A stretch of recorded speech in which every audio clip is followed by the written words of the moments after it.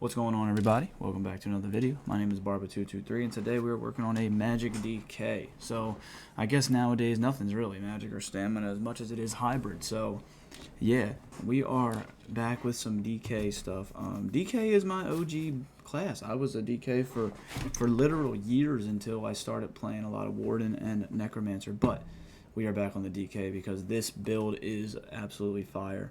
Okay, so we have a couple different setups. I will go through them right now. Alright, so character screen. We are going to start with this. Now, I'm going to tell you right now there's a couple different things you could do. Alright, so first off, I'll say it with this build. We got 20,000 magic, 34,000 health, 17,000 stam, and then, shoot, I got attack, so I can't show you the magic. Or the spell damage is like 4,500, I think, 4,800 depending on what you end up with. We got 23% crit and 4,000 pen before we use our major breach. So that's another like 5,000 or whatever. Resistance wise, on the back bar we are at 27 apiece, and then almost 24. That goes up with blood spawn proccing for us, and then we have a lot of crit resist. We have 1,200 magic recovery before we pop a potion. All right, we are not a vampire anymore. I just don't think vamp is really that good anymore. I'm gonna be honest with you. I don't know. I just don't think it's worth it.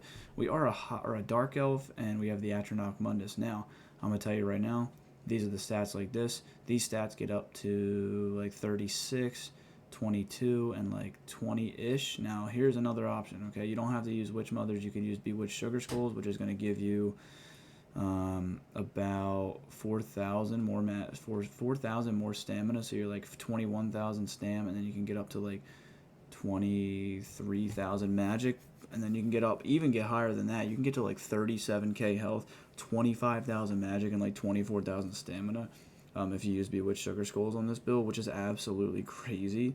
Your stats just get extremely high, but you're going to lack some recovery. Now, what you could do if you want to use Bewitched Sugar Skulls, again, like, it's really valid. I'm not going to lie, like, it's legit. So what you could do, you could drop Elemental Susceptibility. Alright, and then you could run the Breach version of Engulfing Flames, and then use the Bewitched Sugar Skulls for a bunch of max stats. So yeah, there is an option to where you could use Engulfing Flames, and yeah, it's really an Noxious Breath, I apologize. So, and then you can just spam stamina and magic and really never run out of resources. Now, the only difference with that is that you'll have to change up a glyph, but that's alright. But this version is what I've been using because I like Elemental Susceptibility because of the status effect. So, yeah, this is what we're rocking. But if you want to see the Bewitched Sugar Skulls, I mean, the stats are like this. Alright, your stats are kind of crazy, I'm not going to lie. So, yeah. Alright, so that's a character screen. Again, change it how you see fit. Adjust anything you think needs adjusting because there's a lot of valid options if we're being honest here. Alright, so the gear. So on the back bar, this is our back bar. We're using Daedric Trickery. Now, this is an option. This is a more defensive option. There is another option, Kin Marcher's Cruelty, I think it's called. A really good set as well, but this is like the more defensive version. So we have defending on our Resto Staff with a Berserker Glyph. If you don't know what Daedric Trickery does by now, I've used it in so many different videos because it's just a bread and butter set that I always can go back to and feel safe using. Like, it's absolutely fantastic, but it gives health, stamina, magic, and then when you deal damage, you get a random buff, right? So Expedition, Protection, Mending, Heroism, Vitality. Every single one of these buffs are absolutely fantastic on Dragonknight. Expedition is movement, Protection is damage mitigation, Mending is healing, Heroism is alt regen, and Vitality is healing received. All of these buffs are absolutely amazing, and you can have a couple of them at once. It's just amazing. If you don't want to use this, I really don't know what to say. I mean, I guess if you have that DK set that drops in the Infinite Archive, I ain't grinding that. It's just not going to happen. So I'm using Daedric Trickery. It's absolutely ridiculously good. I love it. It's amazing. So yeah. All right. On the front bar, we are using a new set. This is one of my new favorite sets, I think, in the entire game. Shared Pain. All right. So Shared Pain is brand new. Okay. It's an absolutely brand new set. But what it does is gives you stamina, weapon and spell damage, and then whenever you are dealt damage from a damage over time ability, you're dealing damage to the attacker. All right, there's no cooldown, right? So you could go 500 on everybody around you all at once. Also, it reduces your damage taken from dots by 8%, which is also really fantastic. Like, reducing dot damage taken can save your life. But you're dealing damage around you constantly. There's literally no cooldown. So if someone has like a poison, a burn, all this different stuff on you, like a twin slashes or whatever it may be, like, you're dealing 500 damage literally constantly. Like, I've seen tooltips be like 20k. And granted, yes, that 20k is over the span of an entire fight, right? But my God, like, this set is awesome, especially in today's meta. On the front bar, especially on a DK, because you know what? It also goes in conjunction really, really well with volatile armor, because volatile armor is going to do damage whenever you take direct melee attack damage. So you're reflecting damage with that, and you're reflecting damage with dots. It's really, really good. I think it's a fantastic set for DK, especially when you want to be like a bruiser, brawler, tanky type DK. It's just really, really good. I mean, I love it. It's awesome. So let me know what you guys think if you run it, but it's fantastic for me, and I love it. All right, so our monster set. Oh yeah, we are using an Inferno Staff for extra dot damage as well. It's just what I like. I mean, it just goes well with DK. All right, so Bloodspawn's our helmet, our monster set. I ain't gonna lie, guys. It took me about 10 years to finally get Bloodspawn, and I finally got it because this past weekend it was in the Golden Vendor. It's amazing. All right, it gives stamina recovery, and then when you take damage, you have a 6% chance to generate ultimate and increase your physical and spell resistance by 3,600 every 5 seconds. Okay, this is an amazing monster set. It's probably the best in slot for Dragonknight. And there's only a 5-second cooldown, and you get the 5 seconds of resistance. So in a ideal world, you have 100% uptime on this, and you're generating 13 ultimate basically every 5 seconds. So more than 2 ult a second. It's just amazing. It's just, I can't even express how good this set is. So yeah, but we have Bloodspawn, Data Trickery, Shared Pain again. And this is an ideal setup, by the way. So like, this is a perfect setup in reality. So we have a heavy, medium, heavy. It's a literally perfect setup. It couldn't be any better than what it is. So that's what you want. You want it reinforced on the big pieces, like the legs, but in pen is fine. All right, so we have one piece of trainee because we have a back bar and front bar. Shared Pain again on the jewelry, and then we have Death Dealer's Feet as our mythic, which is why I said our stats get absolutely ridiculous. If you don't know what Death Dealer's Feet does, you get extra stats basically every 2 seconds, up to a stack of 30 times. And you get 88 for every stack. So if you do the math, I want to say it ends up like 2,300 stats in every category. So like I said, when you use Bewitched Sugar Skulls, okay, this is what you're sitting at. Like, you're at 21, and 36. So imagine 2,300 on every single one. You're at 23,000 magic and stamina, and then you're over 38,000 health. I mean, how much freaking... The max stats are absolutely absurd on this build, which is why I said, like, this is a great mythic for the build. Now, if you don't want to use it, I mean, you could use Malakath, you could use Sea Serpent, you could use Mark and Ring of Majesty, but I don't think we need any of that. I just really, really like this. I think it's fantastic. I think it's one of the better mythics for this exact setup, and I just think it's amazing. It does really, really well. Now, if you use Bewitched Sugar Skulls, you might want to take off one of these enchantments and make it into recovery. Like, you could test it and see, but in my honest opinion, I'd probably drop one of probably the lower one or one of these, and just get one, put on magic recovery, so you at least get 1,000 magic recovery, because you don't want to sit under 1,000. That's pretty scary. Okay, so. But yeah, it's a really, really good setup. And then here we have Force of Nature, Master at Arms, Thaumaturge, and then we have Untamed Aggression. Now, I'm not the best with CP, but it's what I like. Peace of Mind. Hold on. Yeah, Juggernaut, Pain's Refuge, and then Survival Instincts. Now, that's what I'm using. Now, am I saying it's the best CP on Earth? No, I'm not, but it's what I like. So, yeah. But, I mean, guys, listen, this build is amazing. It has absolutely fantastic dueling potential, fantastic one-on-one skirmish potential.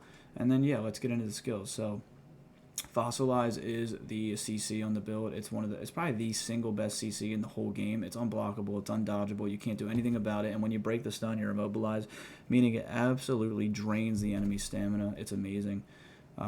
It's just an awesome skill. So, make sure you use it.